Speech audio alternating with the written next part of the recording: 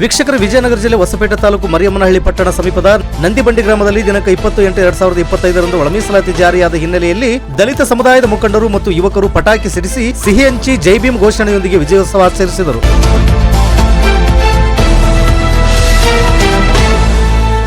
ಈ ಸಂದರ್ಭದಲ್ಲಿ ಭೀಮವಾದ ಸಂಘಟನೆ ಅಧ್ಯಕ್ಷರಾದ ಎಚ್.ಪಿ. ಶ್ರೀನಿವಾಸ್ ರವರು ಮಾತನಾಡಿ, ಸತತ 35 ವರ್ಷದಿಂದ ಕರ್ನಾಟಕದ ಎಲ್ಲ ದಲಿತ ಪರ ಸಂಘಟನೆಗಳ ಹೋರಾಟದಿಂದ ಇಂದು ನಮಗೆ ನ್ಯಾಯ ಸಿಕ್ಕಿದೆ. ಡಾಕ್ಟರ್ ನಾಗಮೋಹನ್ ದಾಸ್ ಆಯೋಗದ ವರದಿಯಂತೆ ದಲಿತ ಎಡಗೈ ಸಮುದಾಯದವರಿಗೆ 6%, ಹಾಗೆ ದಲಿತ ಬಲಗೈ ಸಮುದಾಯದವರಿಗೆ 6% ಮತ್ತು ಸ್ಪರ್ಶ ಸಮುದಾಯದವರಿಗೆ 5% ಮೀಸಲಾತಿ ಕಲ್ಪಿಸಿಕೊಟ್ಟ ಮುಖ್ಯಮಂತ್ರಿಗಳಾದ ಸಿದ್ದರಾಮಯ್ಯರವರಿಗೂ ಕಾಂಗ್ರೆಸ್ ಸರ್ಕಾರಕ್ಕೂ ಧನ್ಯವಾದ ತಿಳಿಸಿದರು. ಈ ಸಂದರ್ಭದಲ್ಲಿ ಪ್ರಧಾನ ಕಾರ್ಯದರ್ಶಿ ಮಹೇಶ್, ಖಜಾನ್ಸಿ ಉಲಗಪ್ಪ, ಬಡಗಿ ಹುಮ್ಮಪ್ಪ, ಸಂಘಟನಾ ಕಾರ್ಯದರ್ಶಿ ಡಿ ಉಲಗಪ್ಪ, ದಲಿತ ಯುವಕರಾದ ಶಿವರಾಜ್, ಮಾಂತೇಶ್, ಮಂಜುನಾಥ್, ಅಂಜಿನಿ, ಪಿಎಚ್ ಮಲ್ಲಿಕಾರ್ಜುನ, ಎಚ್ ಹಂಜಿನಿ ಇನ್ನು ಅನೇಕ ಯುವಕರು ಉಪಸ್ಥಿತರಿದ್ದರು. ವರದಿಗಾರರು ವನ್ನೂರು ಸ್ವಾಮಿ, ಪಿಎಚ್. ಇದು ಗರುಡ ನ್ಯೂಸ್. ನಾನು ಮಲ್ಲೇಶ್ ಕಮತೂರು.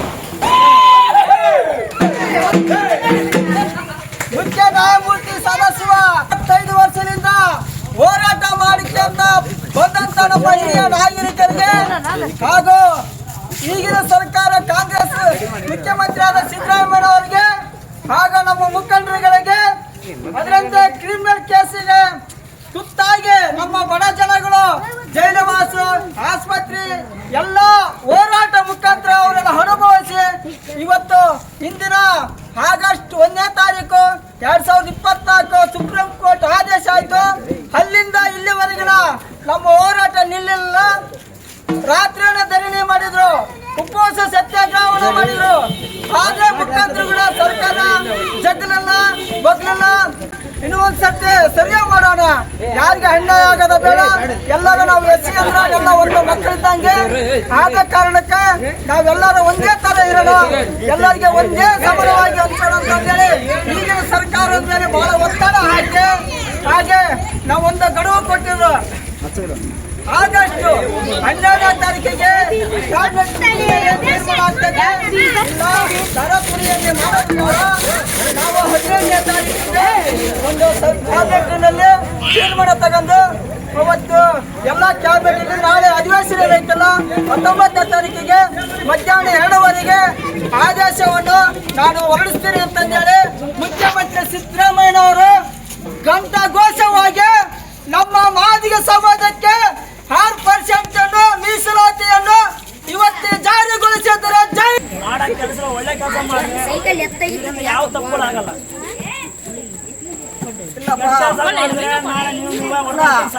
ಮನಸ್ಸಿಗೆ ಇದ್ರಪ್ಪ ಇವತ್ತಿನಿಂದ ತಲೆ ಫಸ್ಟ್ ಶಿಕ್ಷಣದಿಂದ ಹೋದ್ರು ಬಿಟ್ಟು ಯಾರು ದುಷ್ಟ ಚಟಗಳಿಗೆ ಯಾರು ಬಲಿ ಆಗದಂಗ ಒಳ್ಳೆ ಕೆಲಸದಿಂದ ಹೋದ್ರೆ ಎಲ್ಲರೂ 4 ಮಂದಿ ಆದ್ರೂ ಕೂಡ ನಮಗೆ ಬಂದೇ ಬರ್ತಾರೆ. ಎಲ್ಲ ಮಾತಾಡೋದು ಸ್ವಲ್ಪ ಒಂದು ಲಿಮಿಟಲ್ಲಿ ಇಟ್ಕೊಂಡು ನಾವು ಓದಿನ ಕಡೆ ಮುಂದೆ ಹೊಡೆದ್ರೆ ನಮ್ಮ ಮಕ್ಕಳು ನಮ್ಮ ಮುಂದೆ ಆದ್ರೂ ಕೂಡ ಓದೇ ಹೋಗ್ತೀವಿ. ನಾವು ಅದೊಂದು ತಲೆಗೆ ಇಟ್ಕೊಂಡು ಚೆನ್ನಾಗಿ ಹೋದ್ರೆ